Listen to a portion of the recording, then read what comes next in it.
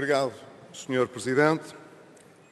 Sr. Dr. António Costa, trouxe-nos o Governo aqui uma visão sobre o que se está a passar no país e sobre o que se deseja para o futuro. Gostaria de dizer que não partilhamos a satisfação que o Governo exibe quando os resultados que são observados ficam aquém daquilo que o Governo se comprometeu e ficam além daquilo a que o Governo se comprometeu em matéria de transparência e deveriam ser, por isso, motivo de maior explicitação do Sr. Primeiro-Ministro. Infelizmente, os resultados em concreto, os que se referem ao crescimento, ficam aquém daquilo a que o Governo se propôs e o Governo exibe sempre a mesma circunstância, que é a de manifestar regozijo por as coisas, afinal, não serem piores. É assim quando as agências de rating mantêm a notação de Portugal em lixo, o Governo festeja porque as agências de notação não fazem um downgrade maior. Mas nós gostávamos de ver o Governo a festejar a subida do rating da República e não a sua manutenção, e o Governo está em funções há 1 ano e meio, praticamente. Na verdade, quando nós olhamos para a situação que se observa do lado do crescimento, percebemos que o crescimento desacelerou em relação ao ano anterior, percebemos que, apesar do valor que invoca para o último trimestre do ano, o investimento contraiu durante todo o ano de 2016 e no último trimestre de 2016 cresceu menos em termos homólogos do que já tinha crescido em 2015 no último trimestre. E depois contraiu em todos os trimestres seguintes até ao último 2016. Estou a citar as estatísticas que vêm do Instituto Nacional de Estatística. O Sr. Ministro das Finanças abana muito a cabeça porque provavelmente não lê as estatísticas oficiais e está sempre a dizer que não, como se isso mudasse a realidade. Mas essa é a realidade. Os números que são divulgados pelo INE e foram divulgados ainda esta semana mostram claramente o crescimento do investimento no último trimestre de 2016 foi, em termos homólogos, inferior ao investimento que cresceu no último trimestre de 2015 e quando tomamos o ano todo, bem, então é simples, o investimento em 2015 cresceu mais de 4% e contraiu durante todo o ano de 2016.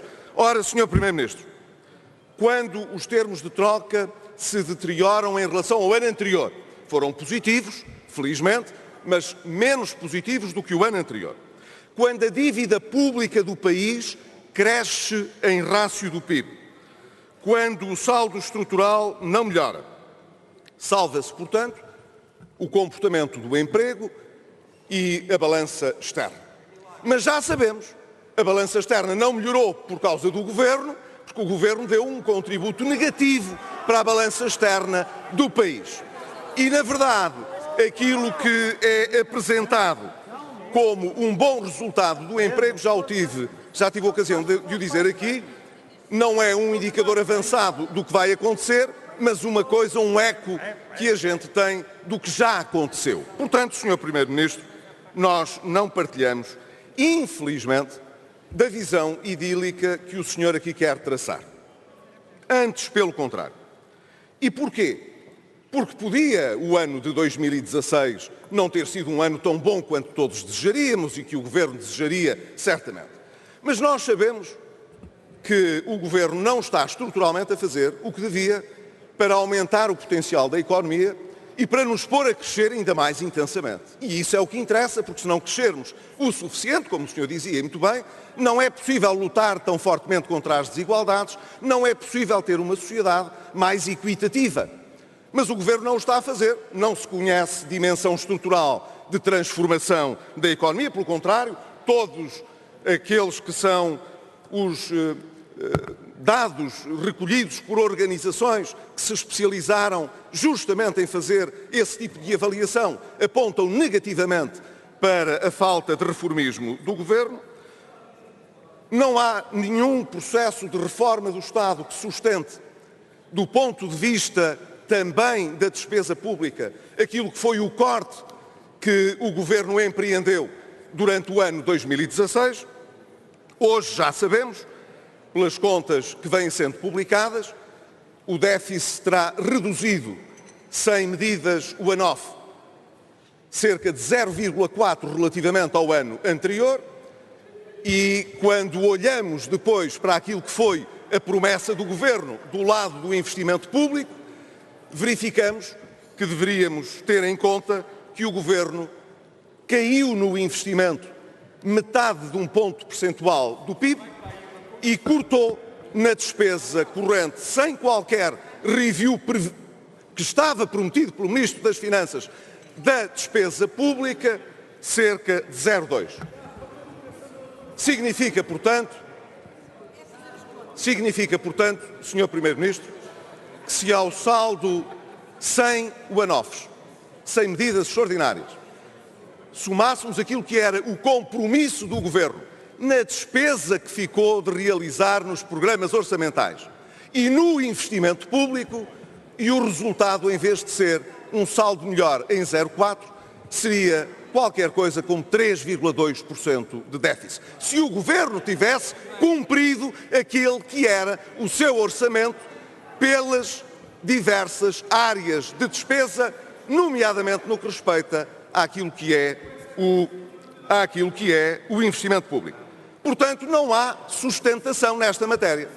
E diz o Sr. Deputado do Partido Comunista, aqui não há parte, e muito bem, é verdade, o Conselho de Finanças Públicas denunciou este artificialismo. E talvez por isso a maioria não goste do Conselho de Finanças Públicas, não goste daqueles que dizem com independência aquilo que se passa ao país.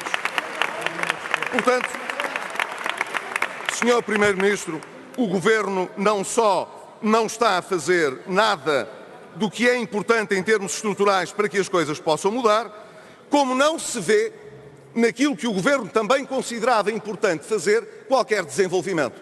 Já sabemos que vai haver um programa Qualificar e um programa Interface.